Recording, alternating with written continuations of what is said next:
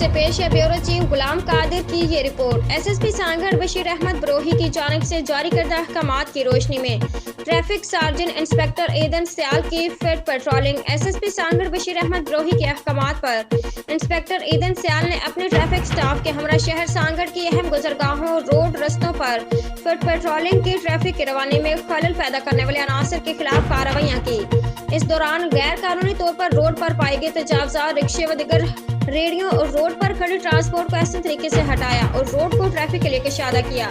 Traffic surgeon ने इस मौके पर मीडिया से गुफ्तगू करते हुए कहा कि इन कार्रवाइयों का मकसद आवाम को दौरान सफर मुमकिन परेशानियों दुश्वारी से महफूज रखना, सफर को आसान बनाना और कानून की पासदारी करवाना है।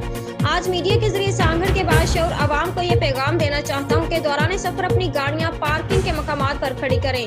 रोड पर पाई गई गाड़ी को लिफ्टर की मदद से उठा लिया जाएगा, जबकि ताजर बरादरी अपना अहम किरदार अदा करते हुए तजावज़ात अपनी दुकानों की हदूद तक महदूद रखें। रिक्शा, ठेला वगैरह के मालिकान भी इसी बात का ख्याल रखें। उनकी गलत जगह सड़क पर खड़े होने से ट्रैफिक रवानी में खलल पैदा होता है, लिहाजा अच्छा शहरी होने के नाते इस तरह के अमल से इज्तनाब करें।